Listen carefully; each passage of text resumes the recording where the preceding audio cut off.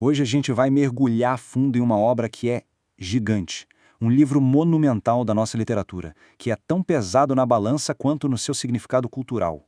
A questão é, o que faz esse livro ser tão épico? Olha, a primeira coisa que salta aos olhos em Viva o Povo Brasileiro é o peso dele. E eu não estou falando de forma figurada, não. Essa foto aí mostra o próprio autor João Ubaldo Ribeiro pesando os manuscritos.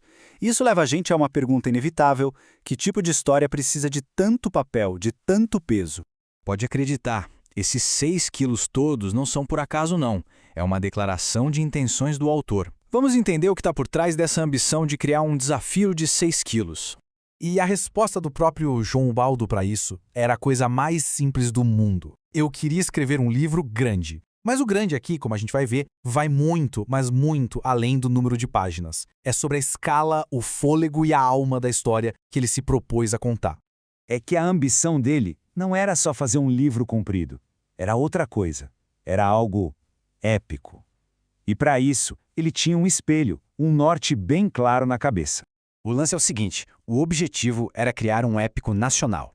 Um romance que conseguisse abraçar a experiência brasileira inteira, com todas as suas vozes, suas brigas, suas histórias, mais ou menos como Guerra e Paz fez pela Rússia. Imagina só o tamanho da tarefa.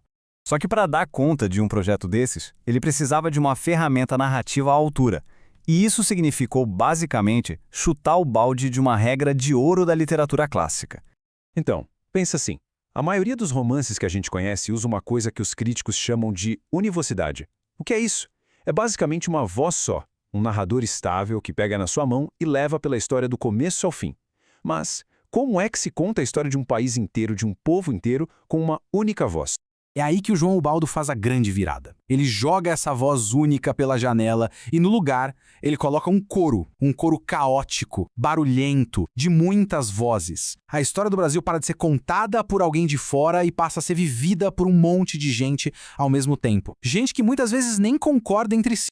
E que coro, hein? Pensa só, tem os barões do açúcar, tem gente escravizada se rebelando, tem caboclo falando na língua deles, tem soldado, tem rebelde, e tem até espírito ancestral que dá palpite na história. Cara, é uma polifonia, uma sinfonia maluca de gente.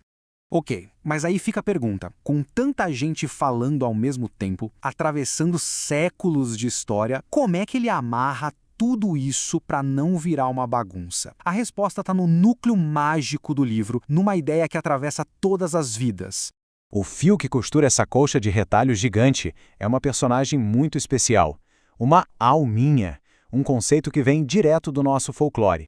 Essa alminha vive num ciclo eterno. Funciona assim: ela nasce num corpo, vive uma vida, morre, aí ela vai para um lugar tipo um descanso chamado Poleiro das Almas. E depois, puf, mergulha de novo na confusão da história para nascer em outro corpo, em outra época. E é através dessas reencarnações, dessas várias vidas, que a gente experimenta a história do Brasil por dentro, na pele dos personagens. É uma imersão total, não tem outro jeito de dizer. Dá uma olhada nesse resumo da jornada dela. Ela começa como indígena, antes de tudo. Depois ela vira uma pessoa escravizada vinda da África. Depois é um soldado, um cidadão do Império, e por aí vai, atravessando 400 anos de história. É um jeito simplesmente genial de personificar a alma coletiva do Brasil, né? Mas no fim das contas, toda essa estrutura gigante, essa viagem mágica da alminha, tudo isso serve para investigar uma pergunta. Uma única e gigantesca pergunta que, vamos combinar, ecoa até hoje. Olha só, a própria capa do livro já entrega um pouco do jogo. Tá vendo essa mistura de letras, de cores, de tamanhos? Isso não é à toa. É para mostrar que a identidade brasileira não é uma coisa só, arrumadinha. É um mosaico, muitas vezes um mosaico em conflito.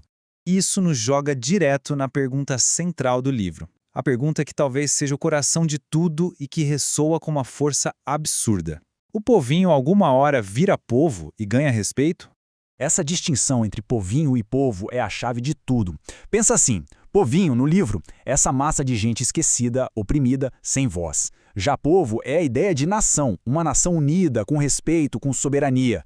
E a grande dúvida que o romance deixa no ar é: será que no Brasil essa passagem de povinho para povo um dia acontece de verdade?